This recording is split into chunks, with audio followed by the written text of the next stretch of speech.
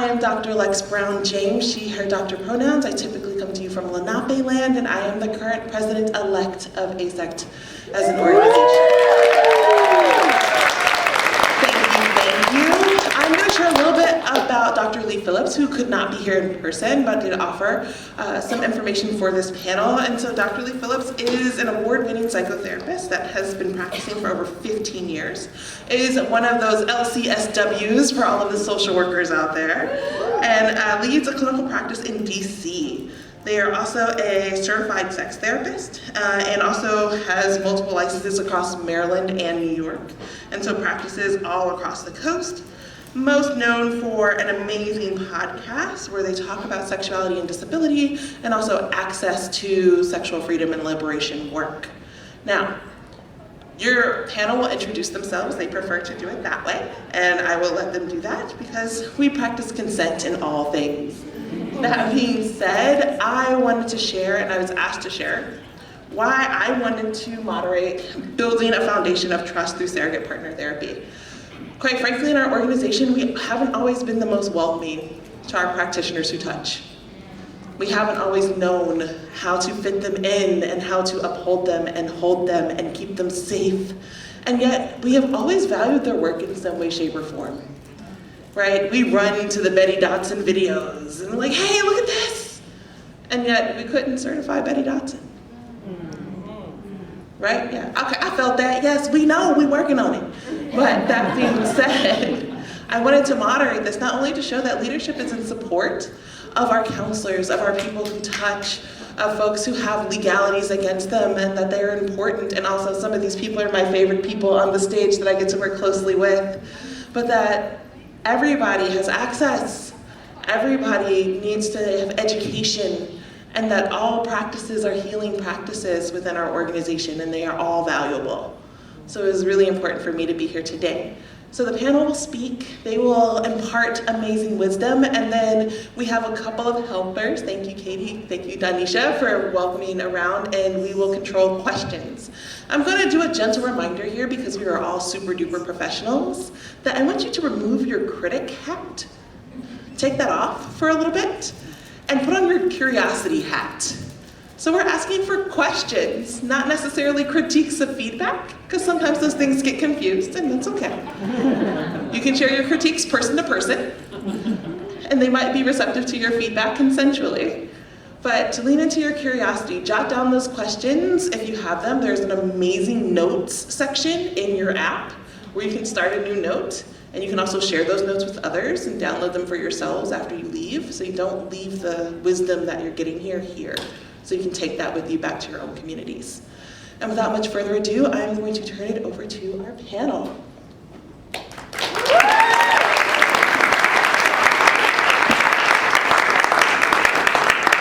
I'm so excited to be here today. I dreamt of talking here, and this is just amazing. I'm Michelle Renee. I am a surrogate partner and professional cuddler and intimacy guide, and I work everywhere in between, including full-service sex work, and I think that's really important to talk about today. I use pronouns she, her, and I come from San Diego, which is the unceded territory of the Kumeyaay Nation. I am a relationship and sex geek with a background in kink, BDSM, and ethical non-monogamy. And I also have a really special interest in complex PTSD and attachment wounds. I also value community building. We make lots of interesting professional babies on this panel here. And we have the AASECT SIG for somatic sexuality professionals. We run some other intimacy professional peer-to-peer groups. We're really involved in building our community so people don't have to work on islands. I'm going to hand it over to Brandon. Hi. Hi. Hi, I'm Brandon, and I operate in the New England area on the unceded occupied lands of the Wampanoag, Massachusetts, Nipmuc, and Pocumtuck people. And I worked as a clinical social worker for 10 years before pivoting over to becoming a surrogate partner. And so I straddle both worlds, not at the same time. And I work as an intimacy coach and a sex educator as well. And I'm just really glad to join this panel at kind of the last minute, but here I am. Well, thanks for being here, Brandon. Yeah. I'm Brian Gibney, he, him. I am a surrogate partner intimacy coach, but also educator and advocate. And just like Michelle, I do all sorts of different types of sex work, so represent. I live in Charlottesville, Virginia, which is on the unceded territory of Monacan people, and it's about 2.5 hours southwest of DC, folks. I'm really excited to be here. This is a talk that's been a long time coming. I feel like there are a lot of points converging where we can have these discussions. And I really want this talk to be both part educational and discussion. So we're going to ask you to be involved in it. We're going to often ask you, how do you feel about things? What are your questions? Louder. Thank you. Roz is always asking me to talk louder. Thank you, Roz. Is that better? And what's your role in AASECT, Brian? What's my role? Thank you, Lex. My role in AASECT is I am co-chair of the Somatic Sexuality Professional Special Interest Group with Michelle. So shall we? Shall we? Let's get Yeah. started. So this is all the technical stuff, the objectives that you have to know about to get your CEUs for this conversation. But in our container, there's some other things that we want to talk about. Before we start, we're going to be talking about some pretty intense stuff. We're going to be doing a case study of a specific client, and the client had some severe sexual abuse and trauma. Just to be aware of that, we're going to be talking about it. Format and the scope of the talk. I would love to have a day where we talk about surrogate partner therapy and go over theory and practice and case studies. That's not this talk. This talk is going to be the case study, and we're going to hang a little bit of theory and practice on there, but most of it is going to be introducing you to the topic of surrogate partner therapy and seeing how it's applied in the real world. Your responsibilities, like Lex said, stay curious. Curiosity is great. We love to operate in nuance. We love to have conversations. This is the work that we do. And also, we were not able to upload the slide deck in time, so please feel free to take pictures of the slides so you can have them later, or we can also give them to you at another time. So what is surrogate partner therapy? In short, it's a clinical modality that incorporates a triadic model of the client, the surrogate, and the clinician. And it's a team-based approach to help folks navigate and possibly overcome extreme barriers to physical and emotional intimacy.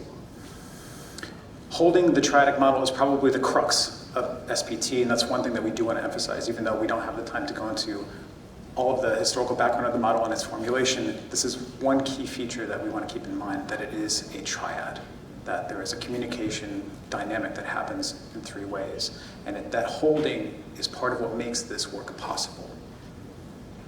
Ready for a video? Let's do it. Let's do it. Hi, I'm Dr. Levy Phillips. I'm so sorry that I'm not able to be with you at the 2023 AASECT conference in San Francisco, but I am so happy that I was able to be part of this amazing panel, building a foundation of trust through surrogate partner therapy. And I'm going to talk about what was my role in this. I'm going to start with the beginning of our work, and then I'm going to merge into the key moments and treatment, and then the end of our work. So before all of this took place, I did a triadic model training with Andrew Heartman to prepare me to take on a client to do surrogate partner therapy with a surrogate partner to prepare me. And so this client experienced an extensive history of sexual trauma, and he'd done therapy for many years to work on that. And so he was the perfect candidate for sex therapy because he really wanted to understand what pleasure was to him and to reclaim that pleasure. And so before I did my sex history on him, the 3 of us met, Michelle, Renee, the client, and myself, and we talked about our roles, what the roles are for in the triadic model and what I was going to be doing. And my focus was really to process with him his emotions after each session with Michelle and what was coming up for him. Brian, you want to talk about how we found the client? I would love to. So clients come to surrogate partner therapy in a lot of different ways. Sometimes a client comes to Surrogate Partner because they've been working with a therapist, a clinician, and the clinician already knows about Surrogate Partner Therapy. They have an established background. And the clinician or the client says, hey, I would like to try out Surrogate Partner Therapy. The things that we are doing in talk therapy aren't really helping me get to where I want to be. This particular client found his way to Surrogate Partner Therapy through word of mouth, through community. So one of his partners reached out to me through the kink community, a mutual kink community. And she said, hey, I understand you're a surrogate partner. I have a partner that could probably really benefit from this work. Could you possibly find a way to introduce him to a practitioner and a therapist so we can get the work done? So I said, hey, this is a perfect time to do that, because at that point in time, I was starting to work with Michelle Renee as a mentor, and you were fairly early in the work at that point in time. But he didn't have a supportive therapist, and I think Michelle can talk about that a little bit more. Yeah, he had a supportive therapist. I want to caveat. Thank you. He had been in therapy for about 7 years with the same therapist. They had a great relationship. She worked for an incredibly large practice. 90 clinicians. They went to lawyers. Lawyers were not comfortable I don't think they're ever comfortable. If a lawyer had their choice, they'd say, don't do anything. That's the way to mitigate risk. And so, I don't know, a couple months before that, I had put out kind of a social media call for therapists that were interested in collaborating with me. And Lee had responded, and we had talked, and I thought, well, here's an opportunity to work with Lee. And so we connected the client with Lee, and we were off and running. And so the client continued having his regular therapist, but also had access to Lee for the sex therapy and the collaboration of SPT. The client's goals were to feel comfortable in his sexual agency and to be present. And we used a path of safety and proximity. So we worked on a lot of learning how to communicate his yes and his no, his body awareness, touching for self, non-sexual pleasure, and making pleasure safe. And pleasure is a word we hesitate to even talk about early in the work because it does bring up a lot of feelings. And with this client, it was definitely part of that equation with his sexual assault background. We're going to play Lee's video now, and then we're going to talk a little bit more. So he was married, he's divorced, he's 38 years old, he's got 2 children. He has an extensive history of childhood trauma that he endured from his parents that had a lot to do with sex trafficking. He identifies as non-monogamous and kinky, and he did start dating after his last divorce, and he did notice that he was having some erectile challenges with sex. He was not having erectile challenges with masturbation. To expand that a little bit more, because I think it's really important, the client started to pull away from his parents at about 27 years old. He first cut out one of the parents and then cut out the other parent. And so at 30 years old, the way I see it is that he had enough space to start to remember some really horrific memories from his very early childhood. We're talking 3-4 years old. And so at 30 years old, still married, in a stable relationship, ED was not an issue. So when he entered the dating world, this is a very charismatic man. Like, he was easy to be around, but he was having struggles around ED issues showing up in his dating relationships. In this video, Lee's going to talk about the early phases of our work together, which includes a lot of diagnostic exercises that we work to build a foundation of trust in our working relationship between me and the client. We often talk about this work as like a summer romance, Brian likes to say. We are building a relationship.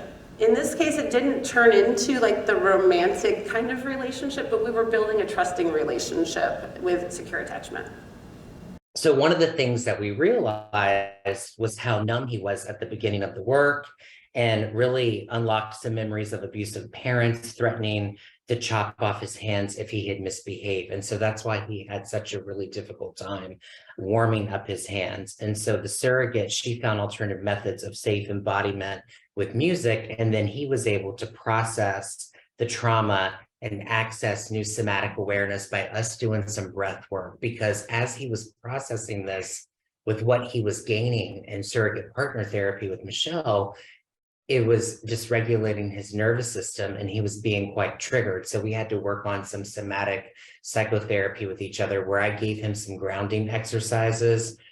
And of course, as he was doing this, I think this started to bring up quite a bit of sexual shame for him because he was remembering all of the things from his childhood. So you can imagine this was triggering for him, but Michelle did such a great job pausing and going slow with him. And if there was something that he wasn't comfortable with, they would stop and they would maybe move on to something else or try something different. Also, the same thing with me. I would go into processing some of the session that he had with her and our session together. And of course, we would pause and go very slow. I have a little extra to add. Okay, so one of the first session, I have a couple of things I really need to accomplish. I need to start to establish, can this client give me a yes and no? And not in a, I really trust this yes and no part, but can he feel a yes and no in his body? And it became really clear that this client was numb to what does consent feel like in my body. Been trained out of him really, really early.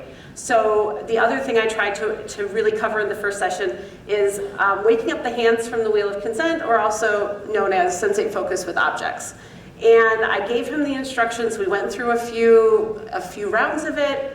We ended our session. He goes on his way. I come back the next session. He says, I couldn't do the homework. I remembered all these memories of my parents threatening to saw my hands off with the saw in the basement. Very specific description. And I went, okay, well, that's not where I usually start. And this was a new memory. This was not something that he was even aware of before he started this work. Absolutely. So pause, we're not going to do that exercise. Don't take that home for homework, right? Let's keep rolling on some other things. And we started working on, where is your safety bubble? How close can I get to you before you notice a shift of I don't feel safe? How is it when I'm coming at you? How is it when I'm behind you? What if I'm sitting down? What if I'm standing up? We just kept playing with like, how's this? It's like the eye doctor. Is it A or B? B or C? Trauma with the hands, we got that. So that was a big obstacle to sensate focus, to where do we start? And I was like, okay, what do we do with a client where the standard starting point is actually not accessible to us? Do you want to add? I would love to add. So that was one of the things that Michelle and I talked about as we were working together. It's like, these are kind of tools in our toolbox, or tools in our toy box, that we have access to. What do we do when they don't work? And Michelle came to me, and I was like, I don't know. So we brought this question to our community. We have a great community of surrogate partners and other touch practitioners, and we said, what do you all do, the broader you, when touch is not accessible to clients? And luckily, one of our colleagues said, well, what about music? What if the client could learn to feel somatic cues through music? And that really was the kind of the accessible point for him that made a huge difference. I do want to talk about PACE. So PACE is there in big capital letters because I do want to emphasize that this is not prescriptive touch. None of this process is prescriptive. My first mentor, Roger Toll, said everything is at a measured pace, which means we follow the client. The client will have access to certain things in its own time. We're not going to force them, we're not going to lead them by the hand, we're not going to drag them through the process. That doesn't do any good. So we have to spend a lot of time listening to the client and asking questions. What do you have access to today? What are you curious about? What is terrifying? What is your capacity in the moment? We're always asking these questions from day one all the way through to the end. One thing I forgot to mention, before we went to the team of our community, I questioned, am I the right person for this? Is he ready for this work? And I took it to Lee, and we decided to take it to the client and give him the choice. I could see potentially sending him to somatic experiencing, something to do some pre-work before we move forward. And the client said, I want to figure this out with you. And I was like, okay, let's figure it out. So it is a slow process of, is this working yet? Oh no? Okay, let's try something else until we get to that. And so we just keep building these layers. It's the same exercises kind of all through the work, and we just keep expanding on it. All right. So using the triadic model. Okay, so in this video, Lee's gonna talk about using the triadic model. He was exceptional at using the triadic model. He would take my notes, which we had a really fun way of doing notes, in that I would write my notes, and I'm really, like, if you don't like to read, probably not your girl.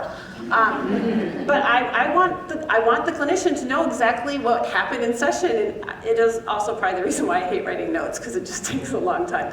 And then Brian would come in and comment on my notes from the bigger picture. And then Lee would take the notes. And I want to caveat this, because this can go, I say, and then there's triads that don't work effectively. He didn't give the notes to the client, and I've had that happen. I was mortified. And he also didn't ignore our work, and I've had that happen too, where I'd say to the clinician, so what did the client say about this thing that happened? And she'd go, well, he didn't bring it up. And I'm like, what are we doing here, right? So Lee would have my notes with him and go through them and say, okay, Michelle said this happened. How was it for you? What was your experience? And he utilized what we had so well. And that made this team work really, really well. The one thing that I think therapists need to be aware of, and one thing that they should step away from, is doing their own course of therapy, or a lot of that course of therapy as a client is going through surrogate partner therapy. I think it's important to incorporate the surrogate partner's notes all the time, and then take that and use a type of modality with the client. So for an example, when he would come in and he would talk about some of the emotional dysregulation, we would talk about thought diffusion and how he can use that. So I just want to emphasize that I think that that's very important as you go through this process. If you're going to be a therapist and you're going to work with a surrogate partner, and of course, it is a lot of work because we're meeting with each other. So after Michelle would meet with the client, and after I would meet with him, we would set up a meeting just to talk about what we were seeing, and if there were some things that she needed to incorporate in her work with him, and what I needed to incorporate with him in my work. And I think that really emphasizes too the collaborative nature of the team, right? Is that the therapist isn't a supervising therapist, the therapist is a collaborating therapist. And in this way, the setup of this model sort of flattens the hierarchies a little bit. Everybody should know their ethics and their responsibilities, of course, but it is truly a three-way collaboration between these three parties, and we are all facilitators in the, as Resma might say, the liberation, right, of this client. We're all facilitating this process. Including the client. Including the client. Like, we're all making decisions together. That's right. This work goes as far as we all agree to. This work stops when one of us wants to stop it, right? That's right. So I could talk about this case for hours. And if anybody really wants to dig into this case, if you're really curious, talk to me, because I would love to go through it week by week, because there was highlights every week. This client was incredibly aware. As much as he had been through, he was a delight to work with, because he was processing. Some of the homework was don't process so much, right? He was working overtime, and we all know that you need a break sometimes, right? We come into this, we don't know what we don't know, right? I don't know it, the client doesn't know it. And I remember doing the first yes/no exercise, and he said, I don't really know what I want, what I would be a yes to, what I'm a no to.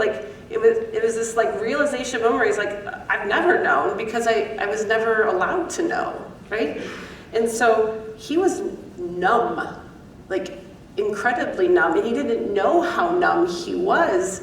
And I would show up and he'd go, I can feel my feet this week. And every week it was this slow roll up his body. It would be, now it's my shins. His body just came online so slowly. And so that was the fun part, was okay, what came online this week as I walk in the door. And then the other really, really big highlighted event, which felt really awful at the time, I want to say. So the Sensei Focus objects, I come with a box. why do I pick the items in the box? I don't know if I have a real, I'm thinking textures, you know, what does this invoke? I didn't think about, oh, I'm going to touch on this guy's childhood in a really big, strong way. And it was a wonderful opportunity. I handed him a Matchbox car.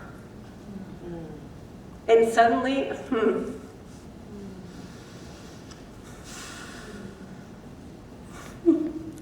take it?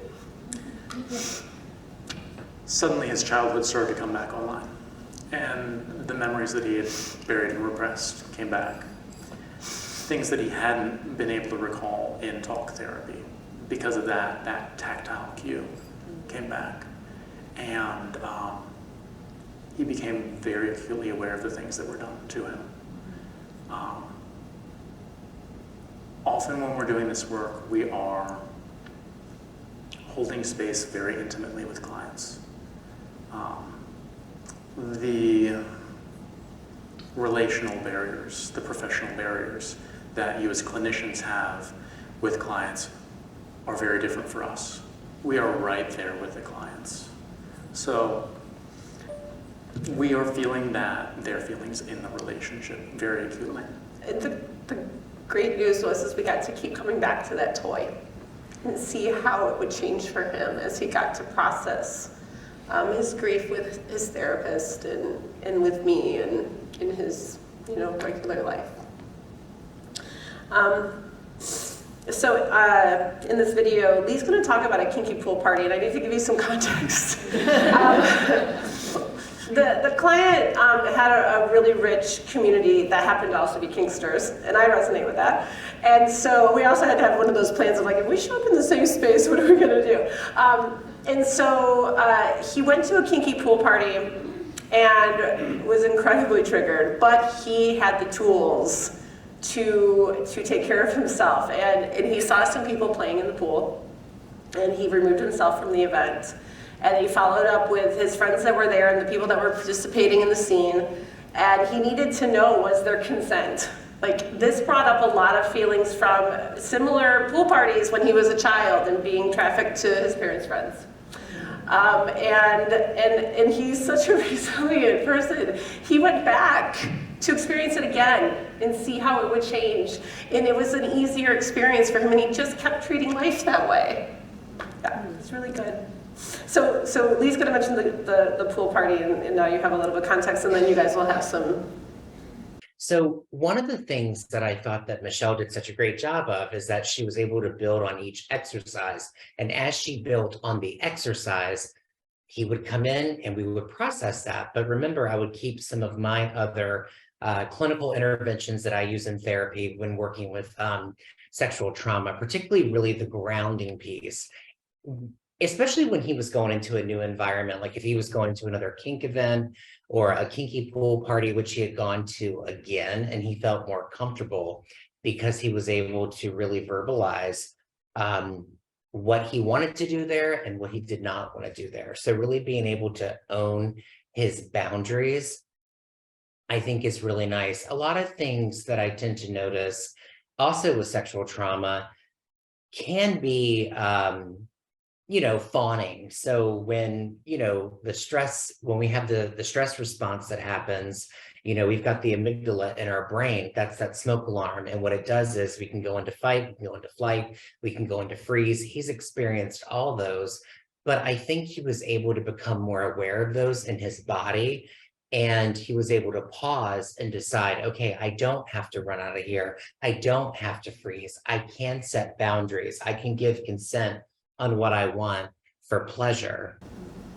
I had that you had some additional thoughts. I just think it highlights how amazingly resourced he was to go back and re-experience that. I often think of, sometimes it might be helpful to think of play as sort of activation without fear. And I think to be able to afford himself, having developed some of the resources and the skills with you to go back to that and re-experience that, witnessing that play as it is, and give himself the chance to both witness that while doing this work and being put directly in touch with his own reunion grief for his own childhood, right? That the grief that necessarily accompanies the insight as to what was lost, something that either you always wanted and you never got, or something that you had that you lost. And that necessary reunion grief, to be able to experience that physically in his body, to be in it and to be in it with you, right? And it didn't have to mean anything necessarily, it didn't have to shift or change, he got to just experience it, maybe for the first time. And then be in play again, because play at its essence isn't a directed thing, right? We don't even need permission to do it. And so I think that's just really an amazing moment. He was so brave. Like walking into the fire. Yeah. Finding done, what does done look like? I love talking about the concept of done in this work. We started from day one, right? What does it feel like to be done with an exercise? Are you at capacity? Are you no longer curious? What does it feel like to be done with a session? You know, we might chunk out a certain amount of time for clients, but they might be done half an hour into the session, and that's okay. Every time we give clients permission to find their own done, we are inspiring them to find agency, to find sovereignty. That is what this work is. You know, we get to show them what that feels like, and they get to apply it everywhere else in their lives. You know, whether it's in their work relationships, whether it's in their, you know, platonic relationships, whether it's in their romantic relationships. It's not even really about sexuality on a very specific level. It's about, like, how do we navigate through the world? How do we pay attention to what we want to do and what we don't want to do? When clients get to certain stages of the work, let me back up. Clients come to the work and they often say, this part of my sex is not working, right? We kind of joke, that's the hook. That's what brings them into the work. Because my penis isn't working and I can't do the sex, right? Sex hurts and I can't do that. I am sexually naive, I've never had a partner, and therefore I have to do the thing to be able to have the courage to go out and do it organically. It's not that. It's not doing the thing that makes you prepared. So clients often halfway through the process get access to language and awareness that they didn't have in the beginning. Their goals shift. And with that, a sense of doneness also shifts. So while we might say surrogate partner therapy starts here and ends here, a client may say, in the middle, I think I'm done.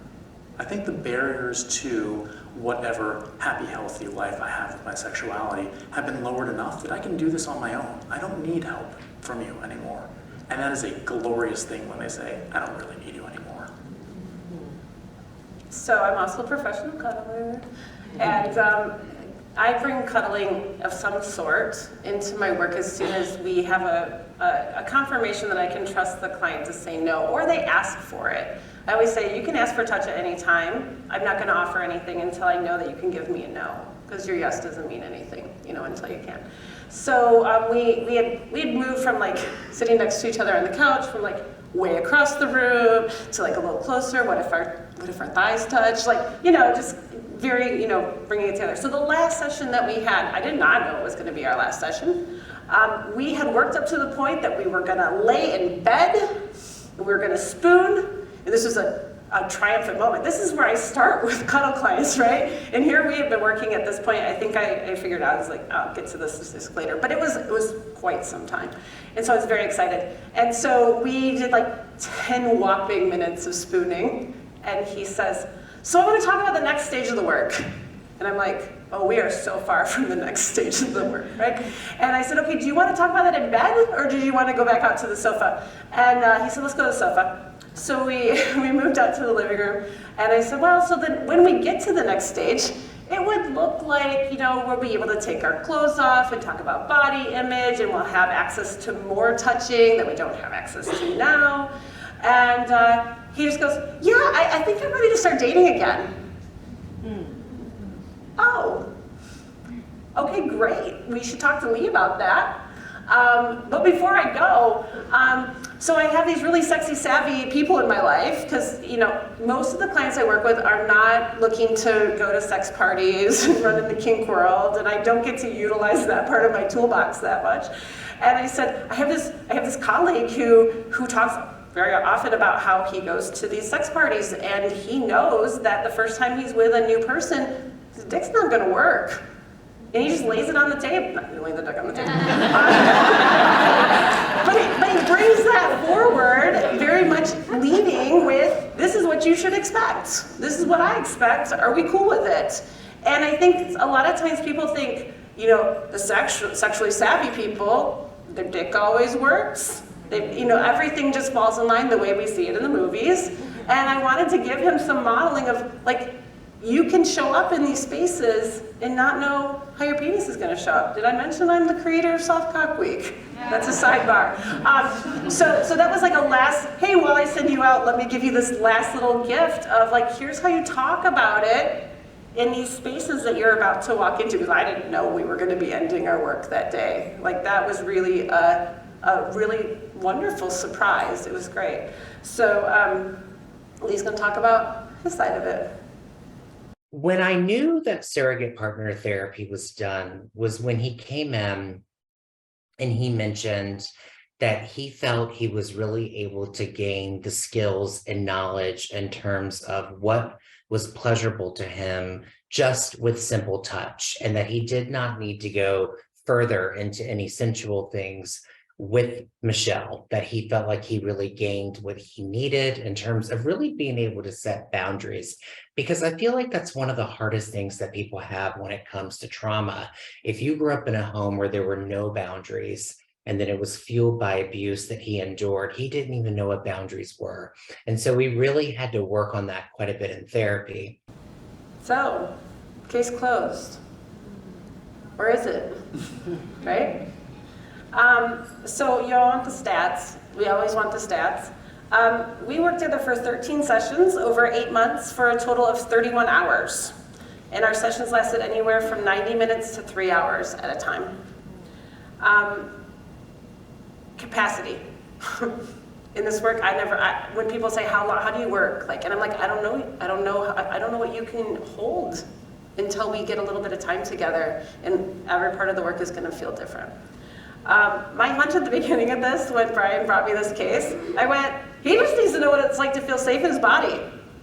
I don't even know if I need to do SPT. I have all the tools to do this outside the triadic model. The sexual history part, I'm so glad that we were in the triadic model. I did not know the depth of what was gonna come up in that case, and I am so glad that I was like, hey Lee, I've got a case for you. Because I would have had to pull somebody in on this real quick. I would have been way over my head, right? And I think I want to work in the collaboration all the time, and it's hard sometimes to find you guys that wanna do this with us. That's the truth of it, right? One caveat, he also had the option to come back. If he got out in the real world and he was like, oh, I thought I was done, am I screwed? No, like the door was open, you can come back. So I'm gonna play the video, and then I think Brian has. One of the things that I really loved is that I think a few months after he finished treatment, he actually scheduled an appointment with me to let me know how he was doing. And he was dating someone at the time, and he was really able to feel comfortable and had this sense of feeling of what his emotions were. Because in the beginning of our work, I mean, this guy couldn't even look at me. At the end of our therapy with each other, he was looking right at me, which was so empowering. I loved this experience. I thought it was very rewarding. I thought it was great to work as a team with each other, with this client, and watch him just grow before our eyes. And that's the thing that Michelle and I just loved about this. Every time we met, we were like, wow, he is just really taken off and he's making progress. Of course, there were some steps back that he was, having a difficult time with, but we were able to do that. So I really loved the therapeutic triad. I think surrogate partner therapy works. I am a fan of it because I have experience now as a sex therapist, and I hope to do more of this work. I think it can really help someone, especially people who are very detached from their body, who really want to reclaim their pleasure, who need to learn to set boundaries, who need to learn to express their emotions. when he was able to do these things, that even helped him with his erectile challenges. So one of the really cool things about surrogate partner therapy is that while they are working with us, there are a lot of things that are happening under the surface. They are kind of piggybacking on our regulated nervous systems, learning how to regulate themselves, and learning how to go out into the wild and do that as well.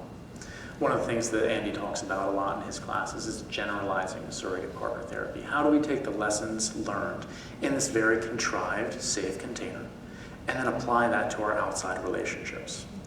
And the client in this case learned that. Like we knew that from the kinky pool party. That he was able to say, I am feeling triggered, but I am safe.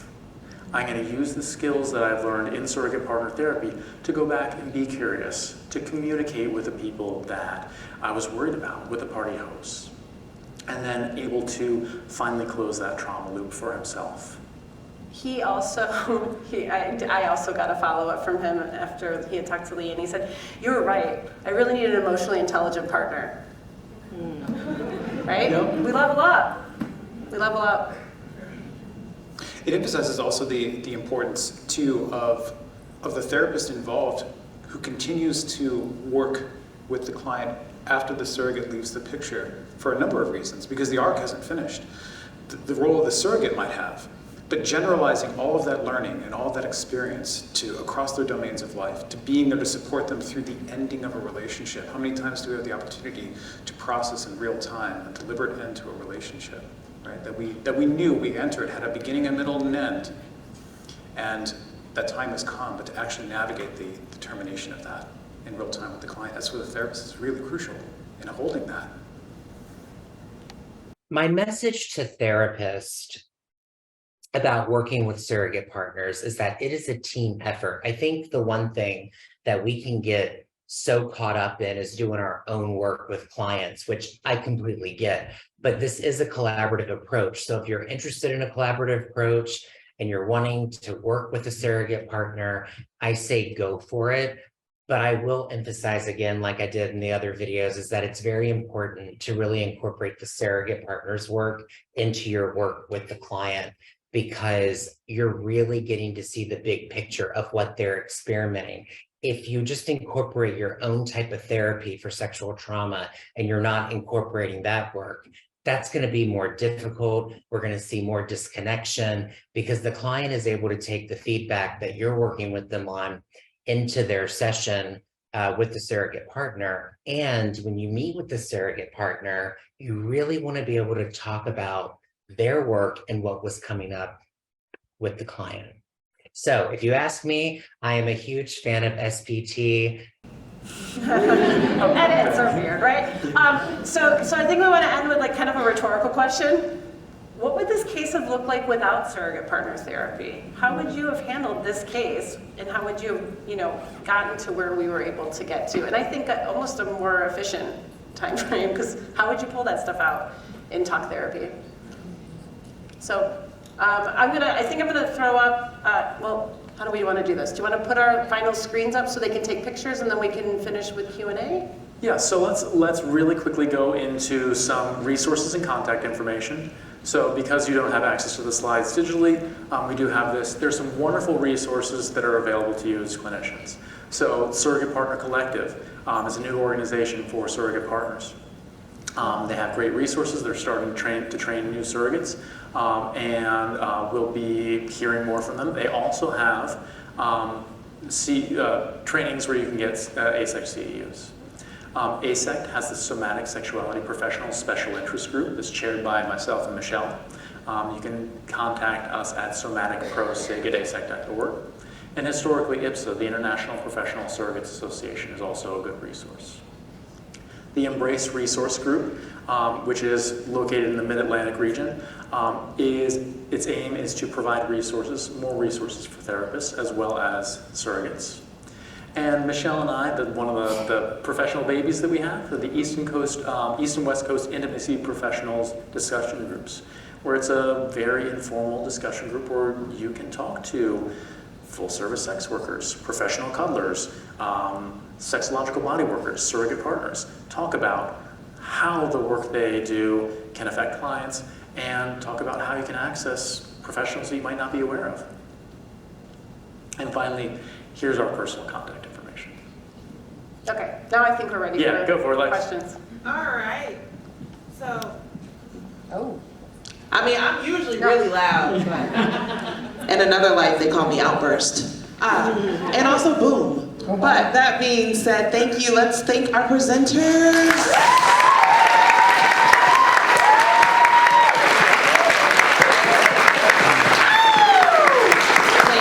Thank you. So we have about 15 minutes. Again, I'm going to invite you to use those curiosity hats. What questions do we have? I saw a hand here. I'm going to go right here. Oh, y'all, I'm not running all over. That's why we have help. I think you briefly mentioned that surrogate partners can have a romantic relationship with their clients. Yeah, could you talk a little bit more about what that looks like and maybe some boundaries? So I think one of the things, the word romance came up when Michelle said, sometimes the relationship looks like a summer romance, right? Where it's brief, it's impactful, it has meaning, but then it ends. The relationships that we have with clients aren't necessarily romantic, but they are deep and intimate. We are crossing over that line that makes therapists very uncomfortable, right? Very intentionally, because that is impactful for clients. Clients find security and safety in that relationship. They learn how to model healthy relationship skills with us through having that relationship. So it's not like watching a romantic movie and what that looks like, but it is deep and meaningful in its own way. Hi, I'm over here in the front. Oh. Hey. So one, I really appreciate this panel. This is something that I've been interested in, didn't know that there was work already being done. My focus is working with individuals who have experienced sexual assault, reclaim their sexual identity. So this is amazing because this is now the direction I feel as though I need to go. So I kind of have like a two-part question. My first question is, how do you differentiate someone being done from fear? And is there even a differentiation of that? I want you to answer that one. Can you repeat how you said that question again for me? So towards the end of the presentation, there was this idea of the client being done. They recognize, I've reached the level I need to be at in order to engage in the goals that I want. And so when it comes to working with individuals through this process, how do you differentiate somebody being done with the work from just the fear of continuing on? Or like the fear of processing unopened traumas that they have an idea of, but are just too scared to explore? Yeah, I actually had a client quit or end at a certain point in our work together, a surrogate client of mine. And they came in with the goal of, they were navigating gender transitioning, and they specifically wanted the opportunity to navigate intimacy, negotiation, consent practices, communication with someone of a masculinized experience for the first time that wasn't just relegated to a kink experience, but from a relational possible trajectory experience. And we worked together for about 3 months, and they came to me, we were meeting, I remember every time we met, they always served tea. We sat down for the first 15 minutes and we had tea together. That was part of our ritual. And we were talking for about 15 minutes during our final meeting, and she said to me, I think I need to pause where I'm at right now. And in part because I realized that the thing that I thought I was here for, which I was really thinking about, what would it be like to be touched and to touch? I was really thinking about that. What would it be like to share a bed or hold hands? And we were well into touch work. And the thing she said to me was, and then I realized it was just the intimacy that you wanted to be with me. That you just wanted to sit and you ask me questions about my life. And I can ask you questions about your life that are not the same kind of questions I can ask my therapist about, but you're here with me in this. And I'm terrified. That exposure to intimacy, something that I haven't experienced before in this way, that affirms my gendered experience, that affirms my physical experience in the world, I'm also terrified of it now, because in a way it's foreign to me. even though I want it so badly. And I need to take a break because it's too much, so I need to stay in therapy. And as Michelle said, I said, well, you know where to find me, right? And I think we need to normalize that in a lot of our work, that sometimes clients do need, without abandoning them, right? But to honor the sovereignty that they have to take that kind of a break and maybe seek other resources that might support them in the place that they're at, right? And make it clear that they're welcome and they're ready to continue. Does that answer? Yes, thank you. I want to add with this client, I had that exact thought when he said, I'm done. Because he had asked about what's next kind of thing. And that's why I said, well, I think you should talk to Lee. Because that's not my lane. Like, I don't want to be the therapist in this, right? I'm just here and Lee's there to help him process, and I don't want to do that with him. So it was good for Lee to parse that out with him. And also, I'll say very briefly, this is where the art and the science mix, right? We offer the question, like, are you done? And they might say, like, oh yeah, I'm done, out of fear. And then we could be like, the vibes you're giving off and the words that you are saying are not quite matching, right? We bring that back to the therapist, and the therapist can dig deeper into that, right? We are a barometer in the relationship that therapists never have access to otherwise. Hi. Thank you so much for sharing about this case. I was curious about the opposite question of, like, do you ever have clients who build a dependency or feel so connected that they don't want to end the surrogate partner relationship? I would like to talk about this one. I just finished a cross-country move because I was bi-coastal for a little while, and I had to end all my clients on the East Coast. And I had a client that I worked with for almost 2 years. We had a lovely relationship. Oh my gosh, if I could put him in the dictionary next to what does surrogate partner therapy look like, I would want it to be. This client was so good. And I said to Brian, I was like, when do we know we're done? Because the client was not pushing for done. And a lot of times we say, like, done looks like I want more than I can have with you, so I'm going to go ahead and end the work and move on to a regular relationship. And in this case, he was pretty comfortable. Like, he was comfortable. And I said, Brian, it's like, I don't know, we're done. He goes, when it feels like you're actually just dating, it's time to wrap it. And so that's kind of where we were. So it was a good time for me to move because it forced the wrap, but I was going to have to wrap it anyways because it can get really comfortable. Yeah. Yes, hi. I have two questions. The first one is my practice is in New York City and New Jersey, and I was told that it wasn't legal to have sex surrogates. I see two names up there in New York City. So I'd like you to respond to that. But my second question is, I'm just curious about the cost of working with so many different therapists and people and how prohibitive that might be or how you charge, I mean, without saying. Those are great questions. That's a great question. Who wants to handle the legality? So, surrogate partner therapy is not illegal. There are no laws on the books that prohibit surrogate partner therapy, okay?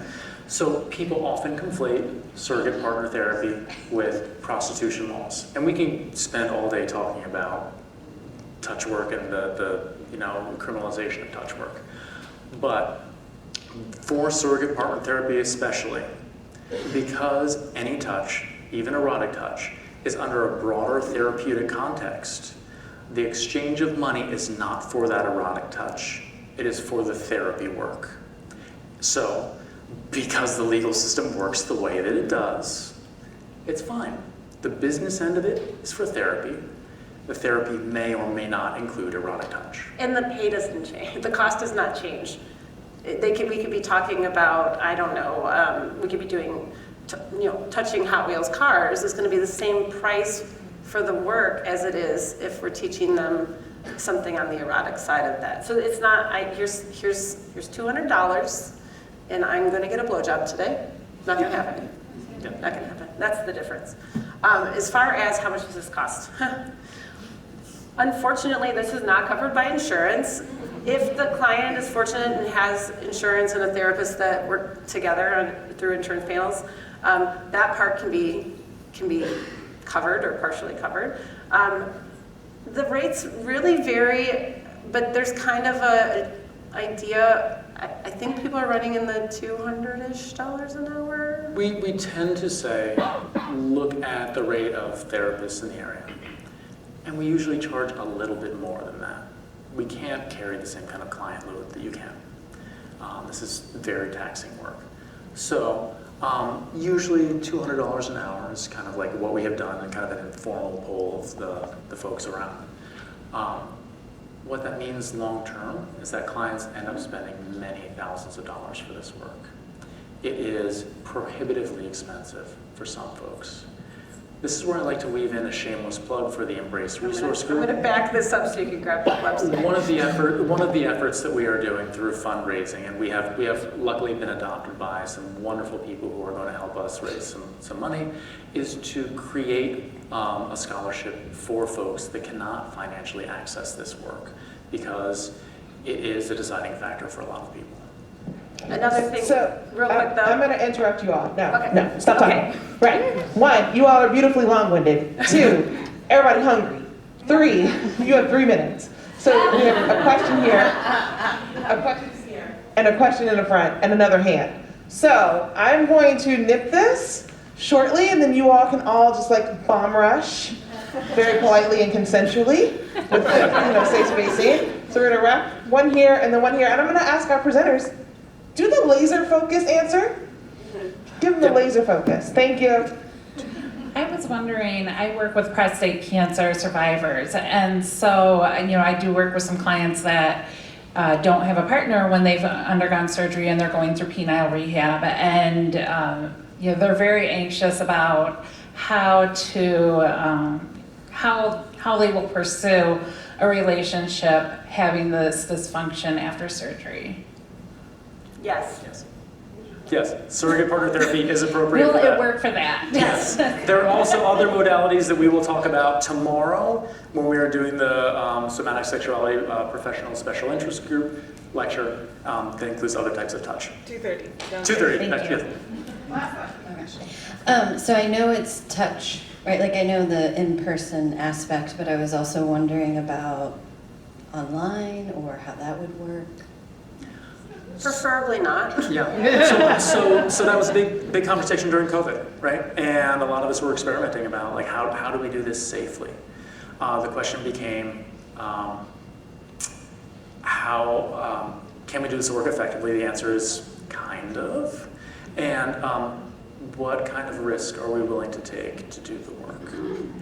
That's a big conversation. So, yes. All right, thank you. It is dinner time. So everybody.